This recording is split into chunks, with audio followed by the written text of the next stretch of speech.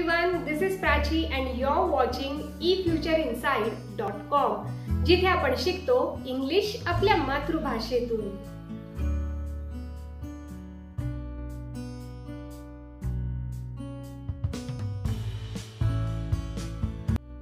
मागच्या व्हिडिओमध्ये आपण बेसिक इंट्रोडक्शन ऑफ टेन्स आणि टेन्सचे 12 प्रकार समजून घेतलेत. ज्यांनी हा व्हिडिओ बघितला नाहीये त्यांनी वरती आय बटनवर क्लिक करून किंवा डिस्क्रिप्शनमध्ये लिंक दिली आहे, नक्की बघा, म्हणजे पुढचे पार्ट समजायला तुम्हाला सोपं जाईल. आता आपण यातला पहिला प्रकार बघणार आहोत, सिंपल प्रेझेंट टेन्स. याला इनडेफिनाइट टेन्स सुद्धा म्हणतात. याचा उपयोग रेग्युलर केल्या जाणाऱ्या गोष्टी, आपल्या सवयी, हॅबिट्स, रूटीन किंवा फॅक्ट सांगण्यासाठी करतात. फॉर एक्झाम्पल, मी फुटबॉल खेळतो, सवय आहे. मी रोज व्यायाम करतो, आपलं रूटीन आहे. पृथ्वी गोल फिरते, ही एक फॅक्ट आहे. आता एक महत्त्वाची गोष्ट, यात आपल्याला स्पेसिफिक वेळ कळत नाही, पण या गोष्टी रेग्युलर होणाऱ्या असतात. मी कधी खेळतो, सकाळी दुपारी असं काही मेन्शन नाहीये, पण खेळतो, वेळ मिळेल तेव्हा खेळतो.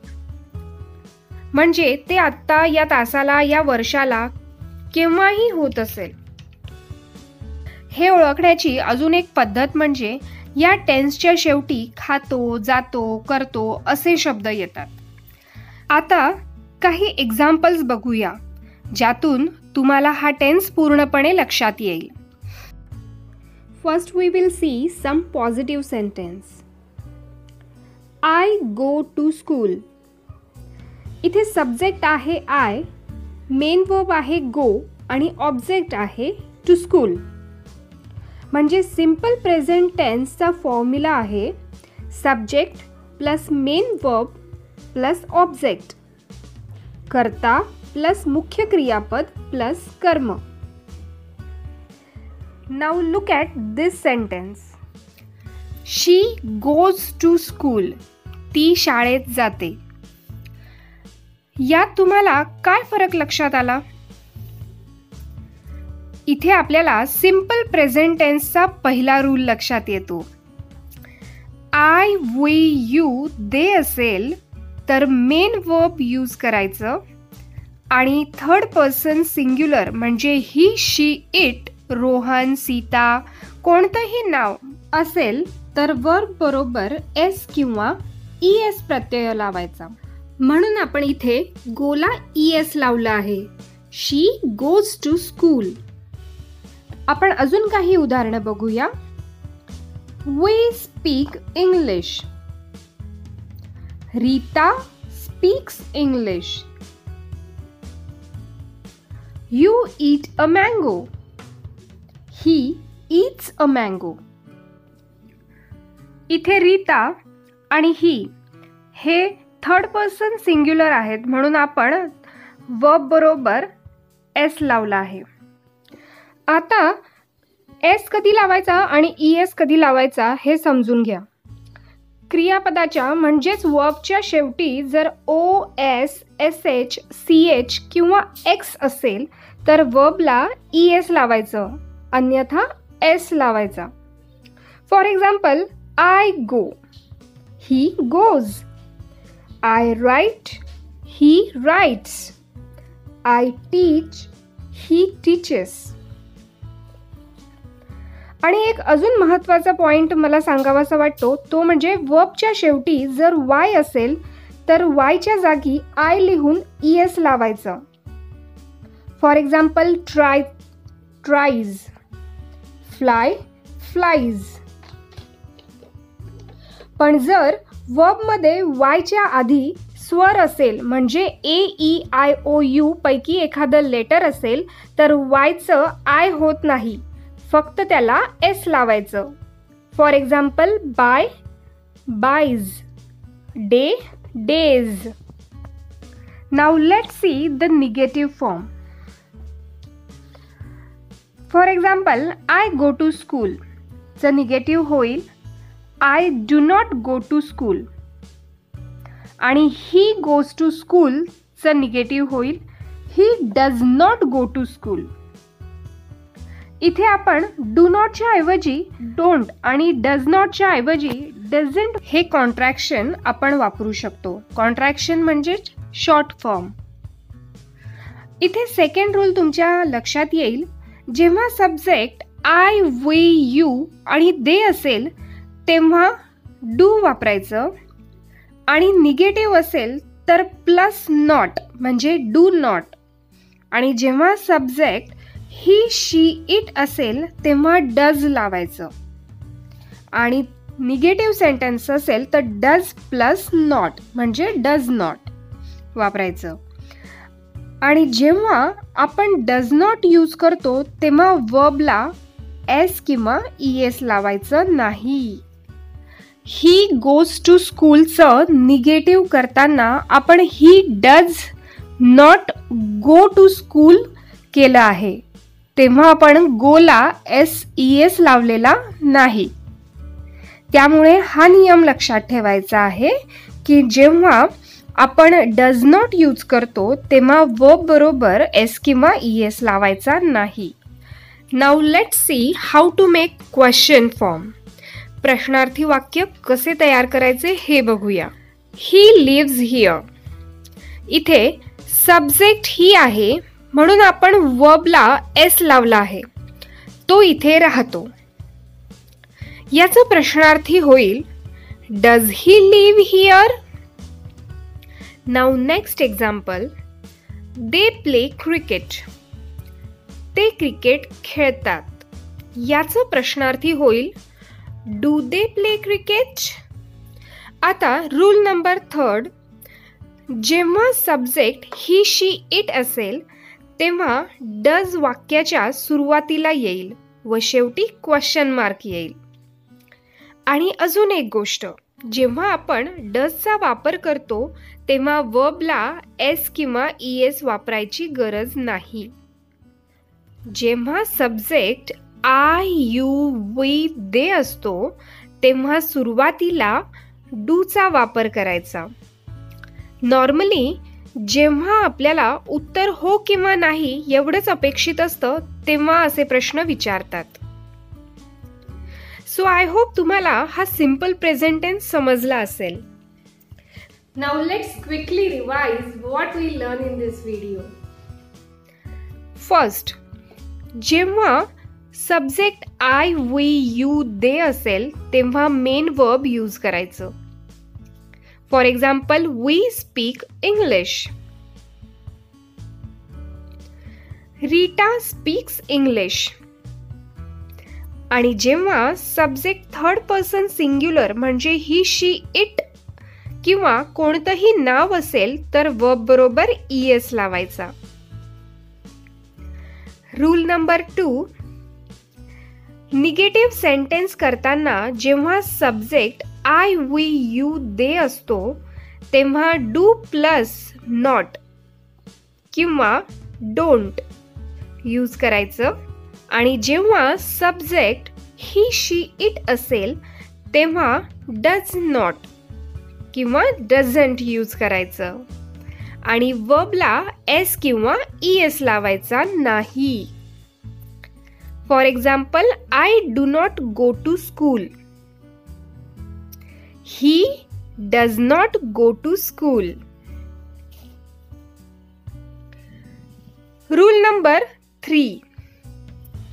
इन इंट्रोगेटिव्ह सेंटेन्स जेव्हा subject I, you, we, they असेल तेव्हा सुरुवातीला डूचा वापर करायचा आणि शेवटी क्वेश्चन मार्क लिहायचं.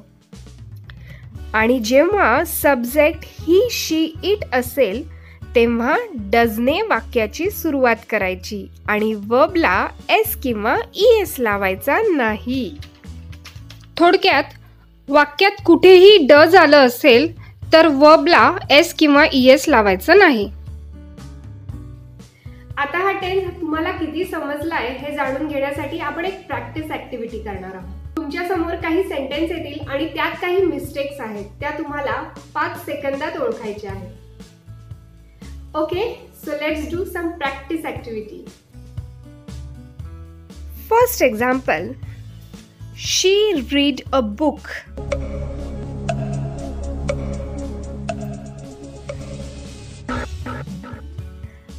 Correct sentence आहे she reads a book. Subject she आहे म्हणून आपण वर्बला एस किंवा ईएस लावतो, त्यामुळे इथे रीड्स येईल. Next example, they writes a letter.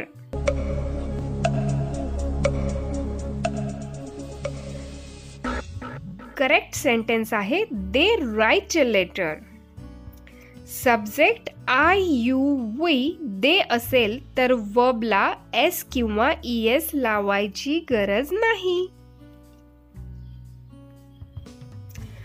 Next example, he doesn't eats a mango.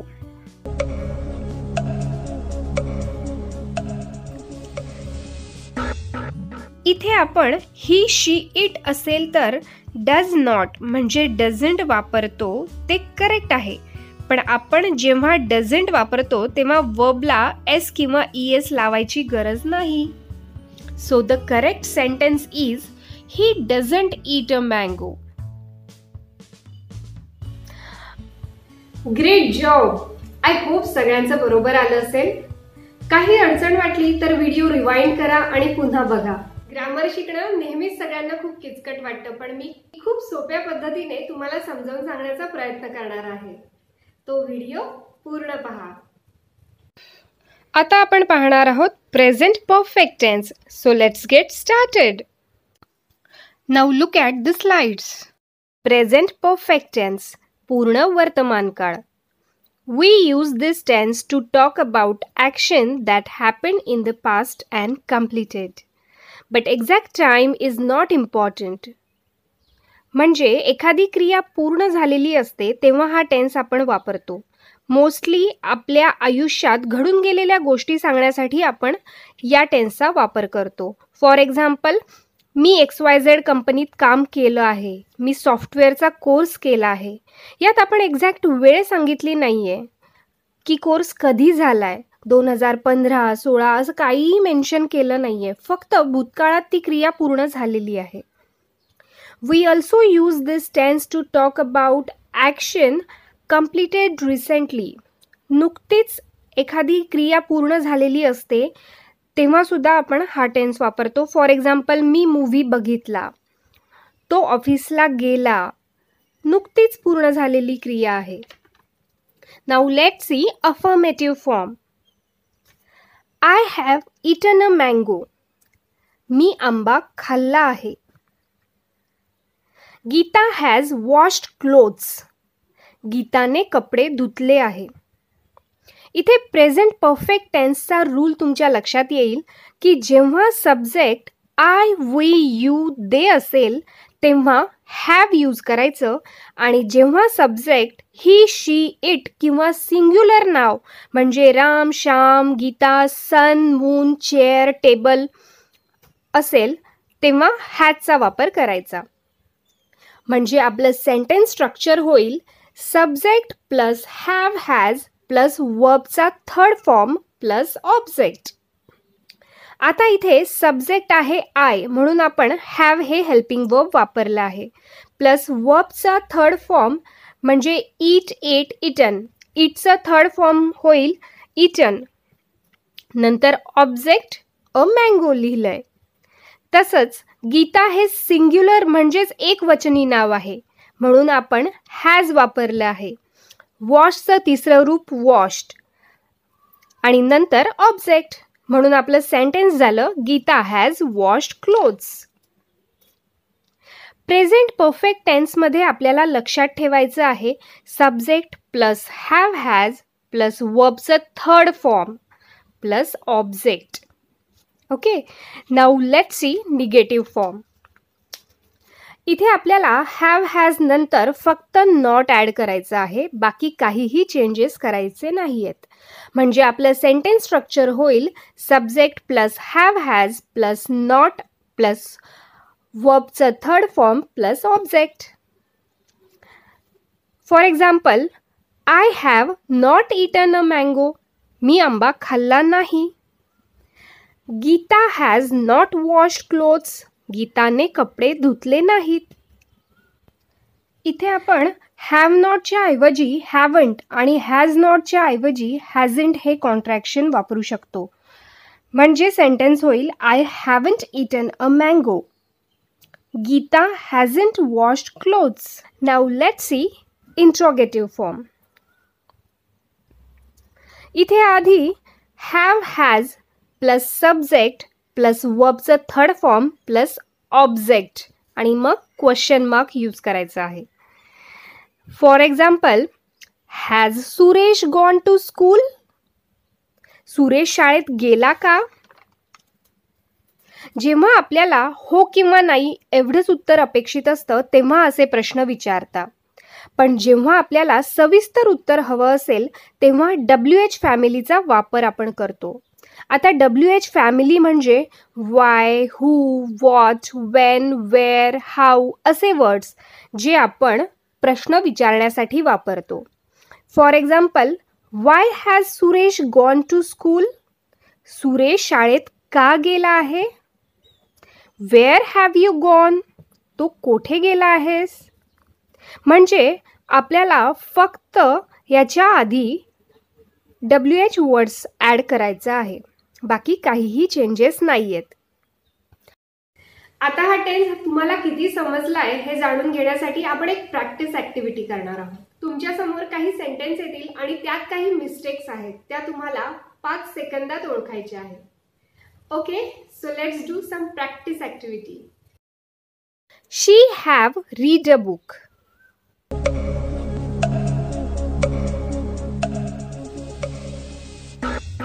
इथे सब्जेक्ट शी आहे म्हणून रूलनुसार आपल्याला हॅज यूज करायचं आहे.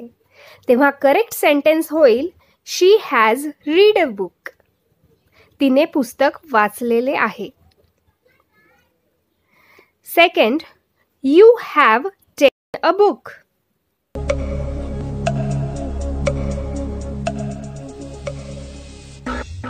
इथे यू बरोबर हॅव करेक्ट आहे, पण आपल्याला वर्बचा थर्ड फॉर्म यूज करायचा आहे म्हणून करेक्ट सेंटेन्स होईल you have taken a book. तुम्ही पुस्तक घेतले आहे. Next example, they has right a story.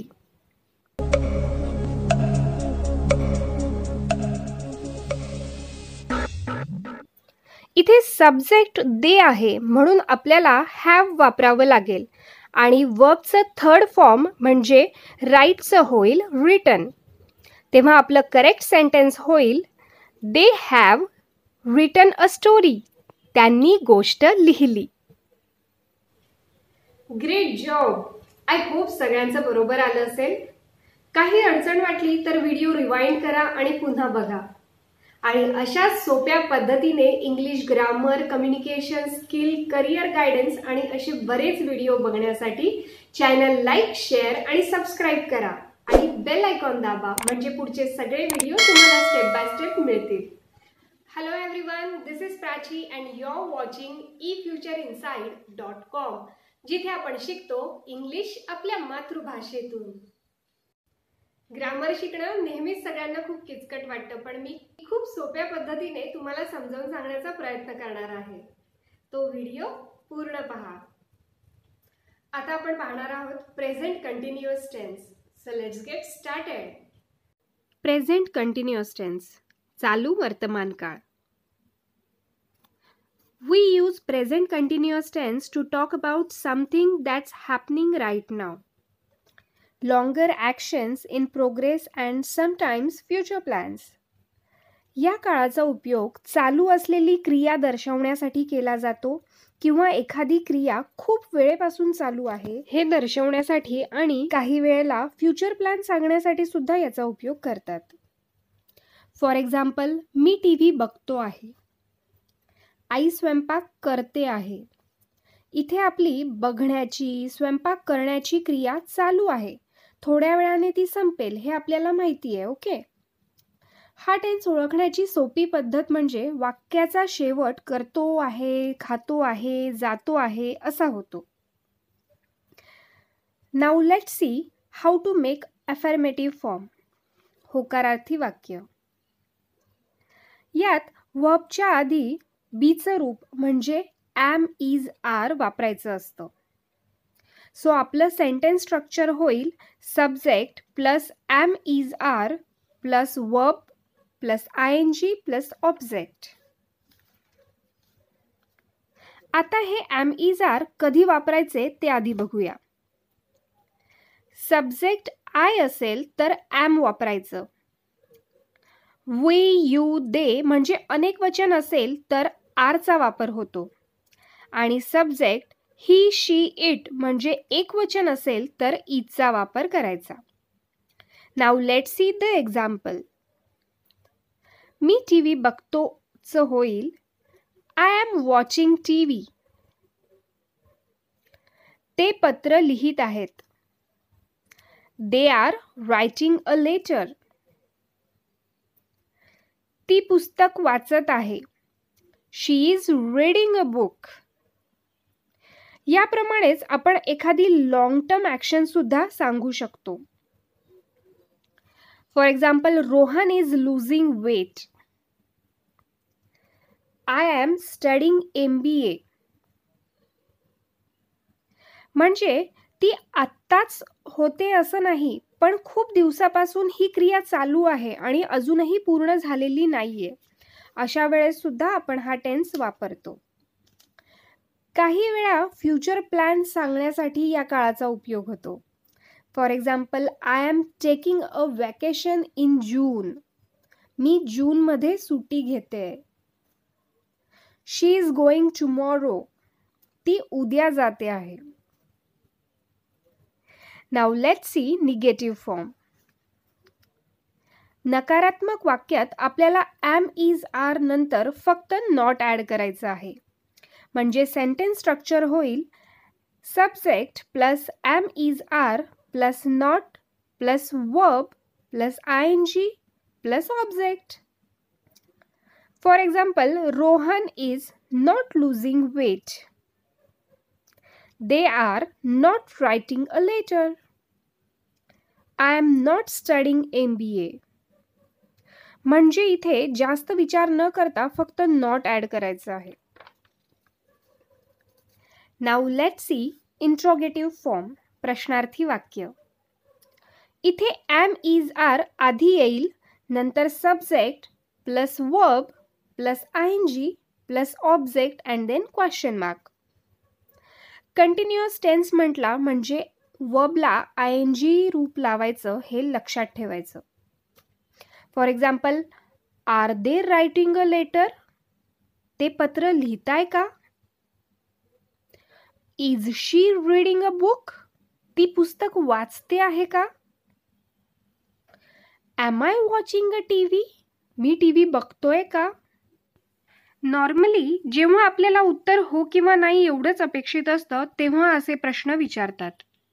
आता हा टेन्स तुम्हाला किती समजलाय हे जाणून घेण्यासाठी आपण एक प्रॅक्टिस ॲक्टिव्हिटी करणार आहोत. तुमच्या समोर काही सेंटेन्स येतील आणि त्यात काही मिस्टेक्स आहेत, त्या तुम्हाला 5 सेकंदात ओळखायच्या आहेत. Okay, so let's do some practice activity. First example, Meena cooking food.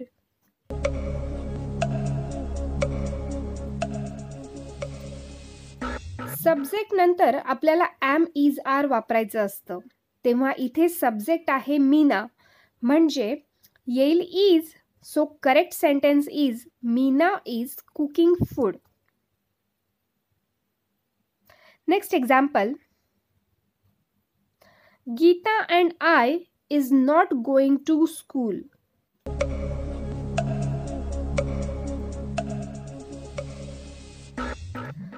इथे गीता अँड आय म्हणजे अनेक वचन आहे, तेव्हा आपण वी वापरू शकतो आणि वी बरोबर आर येतं, म्हणून करेक्ट सेंटेन्स होईल we are not going to school. Are नॉटच्या ऐवजी आपण आरंट हे कॉन्ट्रॅक्शन वापरू शकतो. Next example, is they playing football?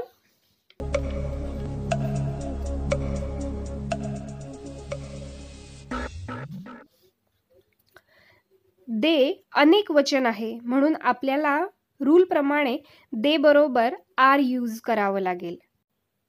म्हणून करेक्ट सेंटेन्स होईल are they playing football? Great job. I hope सगळ्यांचं बरोबर आलं असेल. Now look at the slides. Present perfect continuous tense, चालू पूर्ण वर्तमान काळ. We use this tense to talk about action which started in past and still continue in present. एखादी क्रिया जी पास्टमध्ये सुरू झाली आणि आता प्रेझेंटमध्येही चालू आहे असं जेव्हा आपल्याला म्हणायचं असतं तेव्हा चालू पूर्ण वर्तमान काळाचा आपण उपयोग करतो. आता समजा मीना 2015 पासून गाणं शिकते आहे. ठीक आहे, ही एक व्यक्ती आहे मीना, जिने 2015 मध्ये गाणं शिकायला सुरुवात केली आणि ती अजूनही 2020 मध्येही शिकते आहे. म्हणजे गाणं शिकण्याची क्रिया सुरू झाली आहे पास्टमध्ये, पण अजूनही ती कंटिन्यू आहे, चालू आहे. असं जेव्हा आपल्याला म्हणायचं असतं तेव्हा हा टेन्स आपण वापरतो. अजून आपण म्हणू शकतो मी 2 तासापासून साफसफाई करते आहे. म्हणजे क्रिया 2 तासापूर्वी सुरू झाली आहे पास्टमध्ये आणि अजूनही ती चालू आहे. आता इथे आपल्याला वेळ लक्षात येते. 2015 पासून, 2 तासापासून, राईट? तर या 2 तासापासून, 2015 पासून या शब्दांसाठी आपण इंग्रजीमध्ये 2 शब्द वापरू शकतो. ते म्हणजे सिन्स आणि फॉर. तर या टेन्समध्ये आपल्याला हॅव बीन, हॅज बीन आणि सिन्स फॉर हे समजून घ्यायचं आहे. Okay, now let's see affirmative form. आता अफर्मेटिव्ह म्हणजेच पॉझिटिव्ह सेंटेन्समध्ये आपण नेहमी सब्जेक्ट आधी घेतो. तेव्हा आपलं सेंटेन्स स्ट्रक्चर होईल subject plus have been, has been plus verb plus ing plus object plus since और फॉर प्लस टाइम. आणि जेव्हा आपल्याला वेळ सांगायची असते सकाळपासून, 2 वर्षापासून, तेव्हा आपल्याला सिन्स किंवा फॉर वापरायचं असतं आणि नंतर टाइम. आता हॅव बीन कधी वापरायचं आणि हॅज बीन कधी वापरायचं हे आधी बघूया. जेव्हा सब्जेक्ट आय, वी, यू, दे किंवा प्लुरल अनेक वचनी सीता, गीता असे 2 नावं असतील तेव्हा हॅव बीन वापरायचं. आणि जेव्हा सब्जेक्ट ही, शी, इट आणि सिंग्युलर नाव म्हणजे फक्त एकच नाव गीता, सीता असं एकच नाव असेल तेव्हा हॅज बीन यूज करायचं. Okay, now let's C examples. I have been playing for 3 hours. मी 3 तासापासून खेळतो आहे. आता I am playing हे एक नॉर्मल प्रेझेंट कंटिन्युअस टेन्सचं सेंटेन्स आहे. मी खेळतो आहे. पण जेव्हा आपण पर्टिक्युलर वेळ सांगतो की मी 3 तासापासून खेळतो आहे तेव्हा आपल्याला लिहावं लागतं I have been playing for 3 hours. कारण इथे तो वेळ सांगतो आहे खेळायची, खेळायला कधी सुरुवात केली आणि अजूनही खेळतो आहे.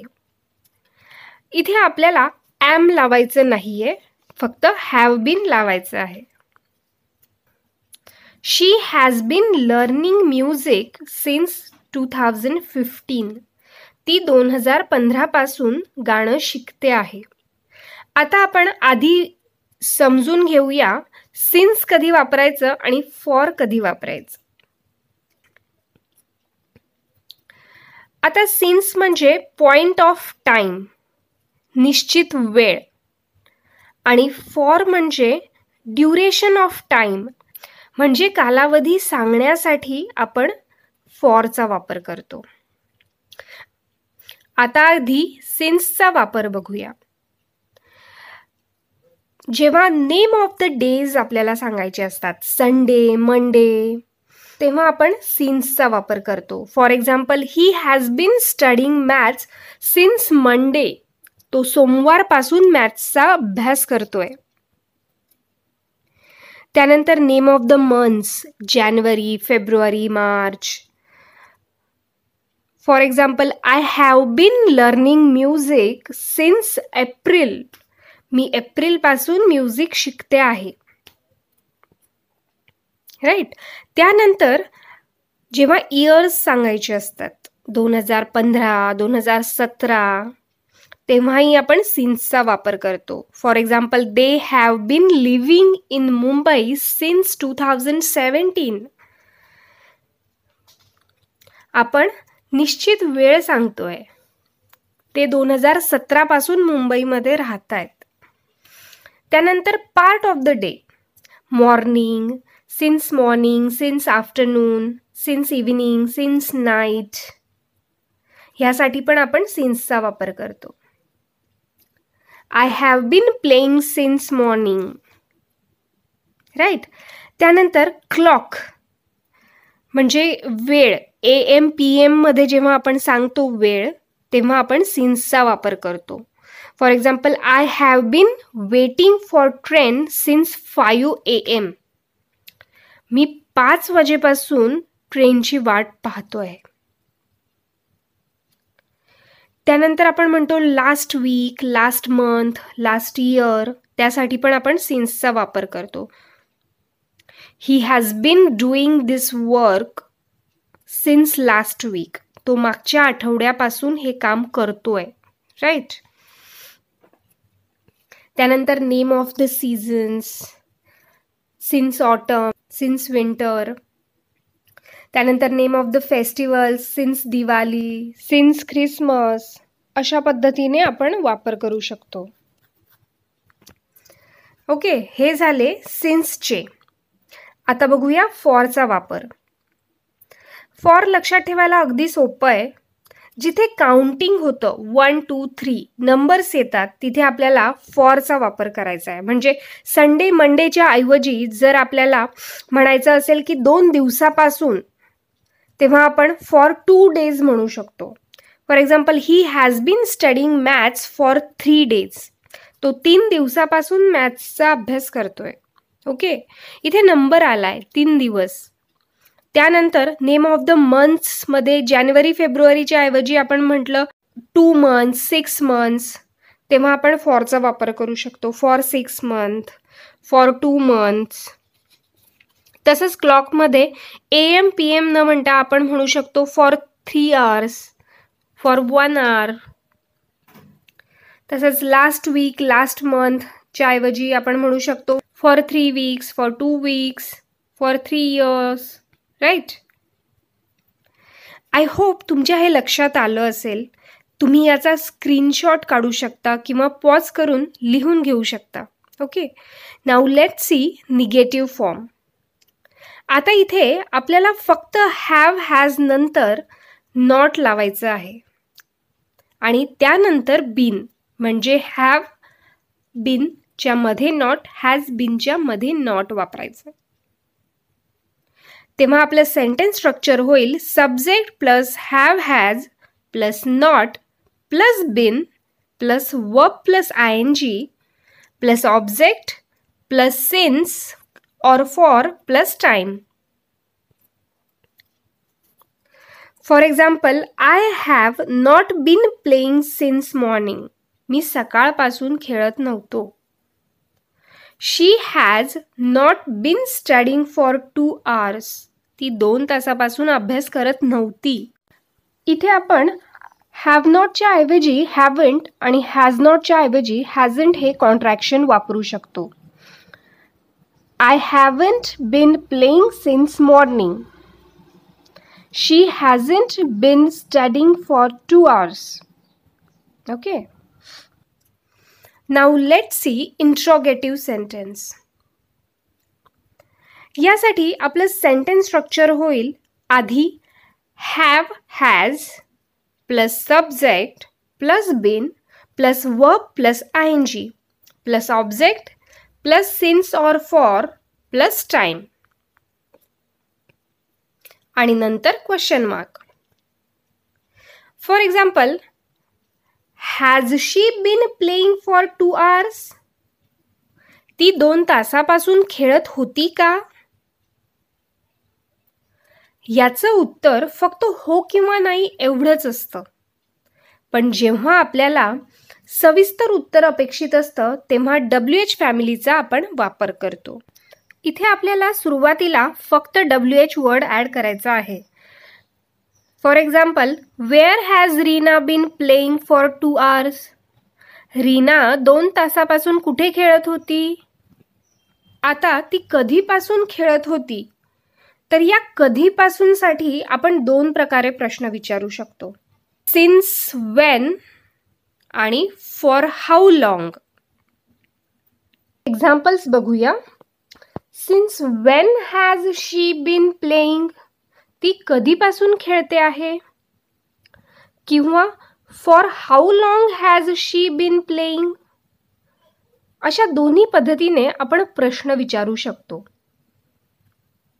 आता हा टेन्स तुम्हाला किती समजलाय हे जाणून घेण्यासाठी आपण एक प्रॅक्टिस ऍक्टिव्हिटी करणार आहोत. तुमच्या समोर काही सेंटेन्स येतील आणि त्यात काही मिस्टेक्स आहेत, त्या तुम्हाला 5 सेकंदात ओळखायच्या आहेत. Okay, so let's do some practice activity. First, they has been sleeping for 1 hour.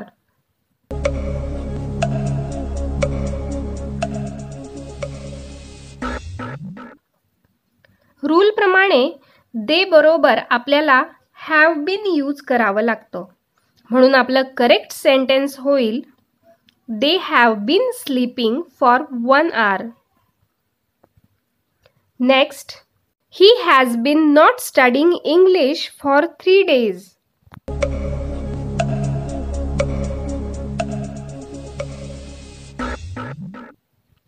इथे निगेटिव्ह सेंटेन्समध्ये आपल्याला हॅज आणि बीनच्या मध्ये नॉट लावायचं आहे. म्हणजे आपलं करेक्ट सेंटेन्स होईल he has not been studying English for 3 days. Next, she has been eating since 1 hour.